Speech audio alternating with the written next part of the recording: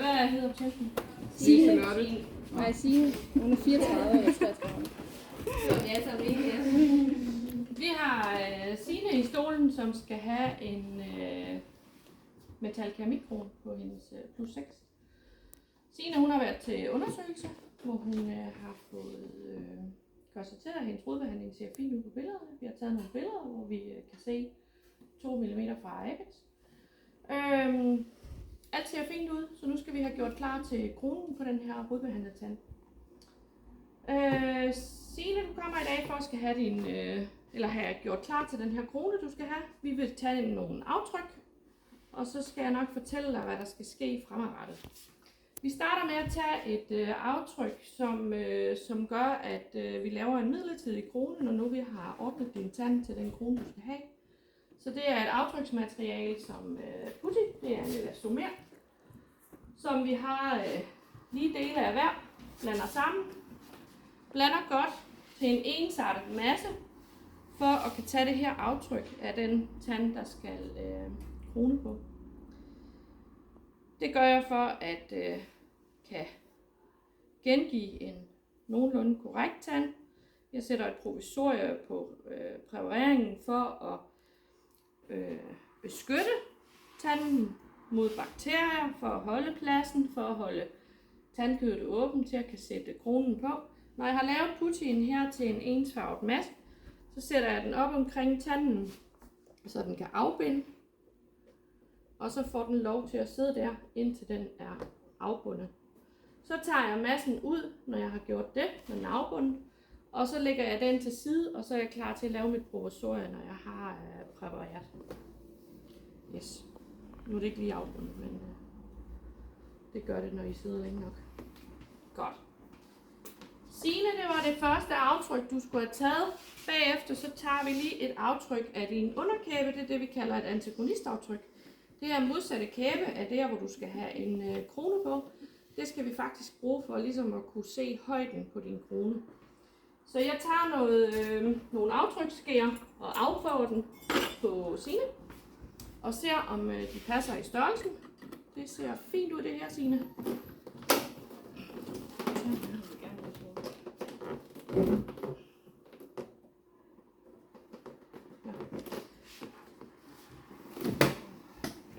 Den passer fint i størrelsen.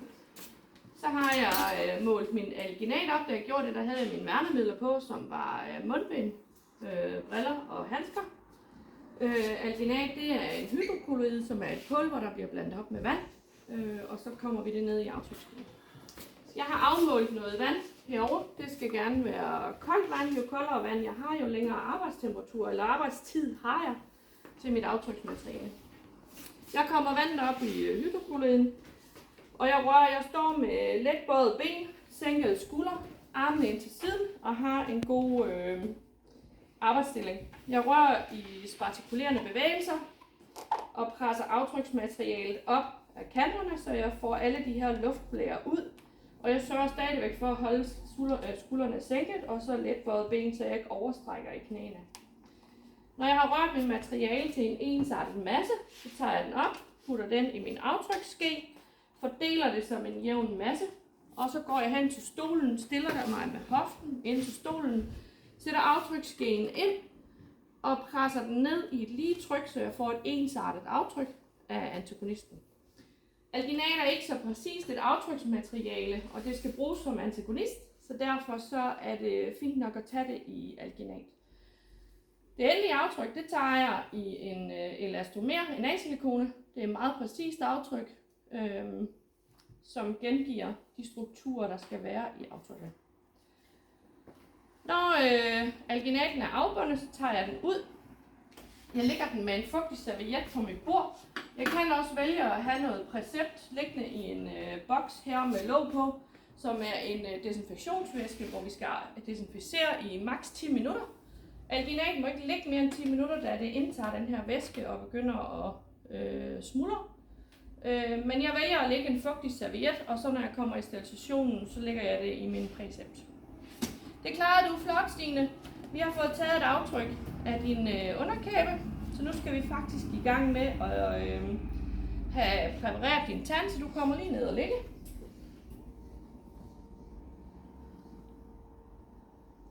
Og hvad siger du til det, Signe? Skal du have en bedøvelse? Signe, hun kan godt være nervøs, hun ønsker faktisk en bedøvelse. Det er et valg, I træffer, uanset hvad I har af forklaring til hendes patient. Jeg har lavet en desinfektion af hænderne, og jeg tager nye handsker på. Og hvem? Nogle handsker. Det er jo ikke for ordentlig klinikassistentfinger. Yes.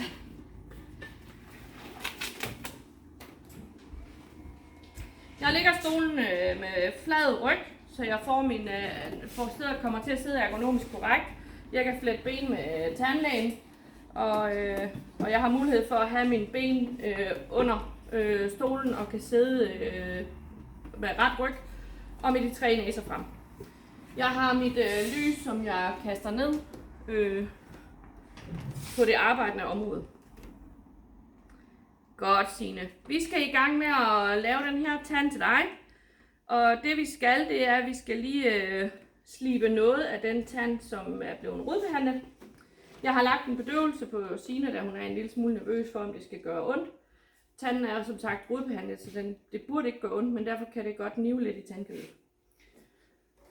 Jeg har tjekket, at bedøvelsen den virker, og vi går stille og roligt i gang. Signe, du rækker bare din højre hånd op, hvis der er noget, du synes, så stopper vi lige med det samme.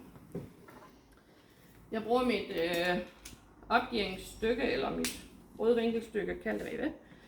Og jeg bruger mit spejl til at kigge. Tandlægen bruger nogle specielle præparationsspor. Der findes forskellige slags, afhængig af hvilken præparation tandlægen ønsker. Det, der er vigtigt i forhold til præparationen, det er, at hældningen på stubben den bliver 15-20 grader. Da det er vigtigt i forhold til, at kronen skal kunne sidde ordentligt fast, og der skal være plads til cementen. Så tandlægen går i gang med præparationen, og vi suger og assisterer imens. Tandlægen har nu lavet præparationen, og stubben er de her 15-20 grader.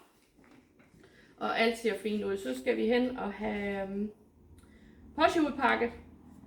Og det gør vi ved, at vi har en posjetråd, som er 2 gange tandens omkreds, som ligger i en astringentvæske, som er en væske, der gør, at blodet koagulerer, så man har nemmere ved at kunne tage et ordentligt aftryk. Det, der er vigtigt, når man tager et aftryk i en A-silikone, det er, at der ikke er fugtigt i området, så derfor skal det holdes godt tørt. Så Signe, så er vi ved at være det. Vi lægger en lille snor op omkring tanden, som gør, at dit tandkød bliver holdt til side, og vi kan tage et ordentligt aftryk af din tand. Det gør vi ved at tage den her posjetråd, lægge den op rundt om tanden, stop den godt ned i posjen med et posjeinstrument, som er udformet som sådan en lille andenæb, og ikke ridser i tandkødet, men man kan lægge det godt op omkring posjen. Det skal ligge i cirka 10 minutter. I de 10 minutter, der kan jeg jo vælge at lægge mit aftryk i præcept. Jeg kan vælge lige at gøre min teknikseddel klar. En teknikseddel, det er det, der beskriver arbejdet i forhold til, hvad der skal laves, så teknikeren ved, hvad er det for en slags krone, vi vil have, hvilken farve vil vi have, hvad er det for en patient, det drejer sig om, og hvornår skal arbejdet være færdigt. Tekniksedlen, den sender jeg sammen med mit arbejde, det vil sige min aftryk i en hygroforpose, som er en tætsluttende pose. Hvis det er alginataftryk, jeg sender afsted, så skal der 2 både vatruller i, for at holde aftrykket fugtigt. Hvis alginat tørrer ud, så skrumper det. Så bliver det sendt i en kasse til teknikeren, og alt det gør jeg klar, mens jeg venter på, at posjetråden virker. Der er nu gået 10 minutter, og vi vælger at tage posjetråden ud. Jeg fugter, imens tandlægen tager posjetråden ud, for hvis jeg hiver den her posjetråd direkte ud, så river jeg op i det her koagulerende blod, og så er der vådt i området. Når vi har taget posjetråden ud, så tørlægger vi godt, og så er vi klar til at tage det endelige aftryk. Jeg vælger at tage aftryk med en light body, og en light body, der er en spids på med en lille gul spids. Light body, den er tyndflydende, det vil sige, at jeg kan få den op i posjen, jeg kan få den op omkring det præparerede område.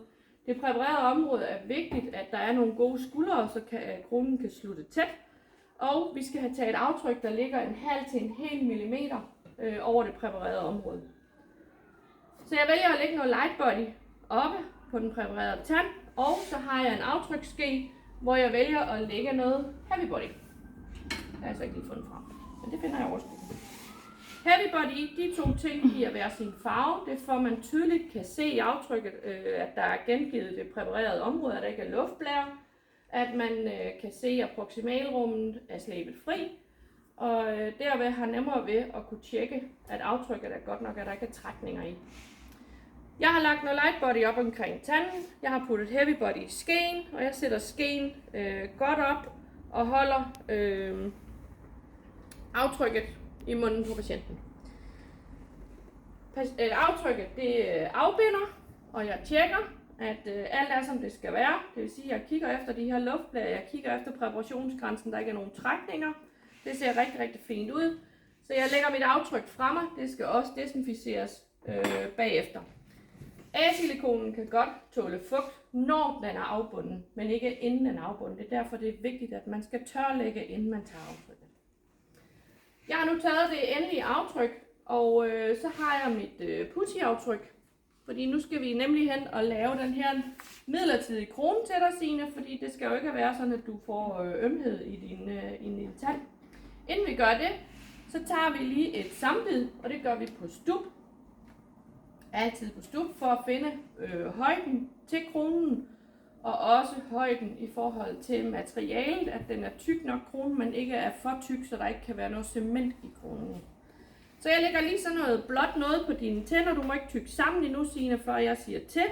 Jeg lægger et godt lag af enten Blue Mousse Imprint Bite, hvad I bruger af sammenbidsmateriale, på okklusalfladerne, og så vil jeg gerne bede Signe om at tygge rigtig godt sammen. Du holder det i cirka 1 minut eller 2, Signe. Jeg skal nok sige til, når du må åbne munden igen.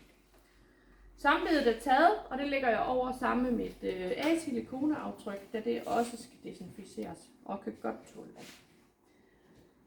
Så skal vi hen og have lavet kronen, det vil sige, at vi tager vores putty-aftryk, som vi har her. Det passer jo lige til den tand, det var det allerførste aftryk, vi tog, Signe. Der putter jeg noget ProTemp ned i. ProTempen, det er et materiale, vi bruger til at lave provisorier af, som jeg putter ned i aftrykket. Så sætter jeg putty-aftrykket op omkring det præparerede område. Så gengiver den kronen, som har været der før vi beslebte tanden. Jeg lægger en lille klat ud på min serviet, så jeg kan mærke, hvornår det eventuelt skulle være afbundet, det her materiale. Nu er materialet afbundet, og vi tager putty-aftrykket ud. Vi har vores krone i aftrykket, den tager vi ud, sliber lidt på den, så den får nogle glatte kanter, og lige gør tør. Vi prøver provisoriet på tanden, og den passer super fint. Jeg har valgt en non-eugenol cement til at cementere mit provisorie med. Grunden til, at jeg har valgt en non-eugenol, det er, fordi jeg har valgt et plastholdigt cement at cementere min krone med. Så derfor er det vigtigt, at jeg vælger en non-eugenol cement, da de to ting ikke kan arbejde sammen. Eugenolen i cementen, den vil gå ind og modarbejde hærdningstiden i plastcementen. Så derfor er det valg vigtigt. Jeg cementerer min provisorie. Jeg tager min Kyran til at fjerne overskydende cement. Jeg beder patienten om at tygge langsomt sammen på 2 vandruller, så jeg får sat det her provisorie godt på plads. Så er provisoriet sat pænt på. Så vil jeg bede Signe om at komme med over til vinduet, hvor vi skal lige have taget en farveprøve. En farveprøve, det er for at finde ud af, hvilken farve tanden skal have. Det, der er vigtigt, det er, at Signe får et spejl i hånden, så hun også kan kigge med, da det i sidste ende er hende, der skal acceptere farven. Og jeg vælger farve sammen med patienten, og jeg skriver den farve på, som patienten godtager. Det sender jeg alt sammen med på tekniksedlen, og så sender vi det afsted, og så kommer der en krone hjem. Jeg tror, det var alt for i dag, Signe. Du kommer lige op, så vil jeg lige fortælle, hvad der skal ske næste gang, så du er helt med på, at du har nu fået sådan en midlertidig krone på. Det vil sige, at du skal passe på med lige at tygge af over i det område. Det er som sagt en midlertidig krone, den er ikke så holdbar som den endelige krone. Så lad være med at tykke gulerødder, flæskesvær eller andet med den her krone. Skulle den falde af, så skal du altid ringe til os, så du kan få en ny på. Det er vigtigt, at den sidder på, så vi kan holde pladsen, så vi passer på den stup. Skulle den gå hen og knække, så skal vi starte helt forfra, så har vi en anden situation. Derfor er det vigtigt, at du kontakter os, hvis du oplever det mindste med den her midlertidige krone. Ellers så går der cirka 10-14 dage, så skulle vi gerne have din krone retur fra teknikeren. Og så skal vi hen og have den cementeret. Jeg går ikke ud fra, at du behøver bedøvelse næste gang, da vi jo har foretaget den her præparation, og det kun er at sætte kronen på, men vi kan snakke om det, når du kommer igen. Renholdelse i forhold til den her krone, du har fået på, der er det vigtigt, at du børster dine tænder, men lad være med at bruge tandtråd i området, for det kan godt rive provisoriet af, eller den her midlertidige krone af. Så derfor er det vigtigt, at du passer på den, og lige i de her 10-14 dage, der behøver du ikke lige at bruge tandtråd i området. Du må gerne bruge det på dine andre tænder, men pas på i det her område her. Ellers, hvis ikke du har nogen spørgsmål, så vil jeg sende dig ud af døren, og så kommer du igen. Du får lige en ny tid ude i receptionen til din krone, og så skulle du gerne gå glad og smilende hjem næste gang, når det er, at du har fået din yes.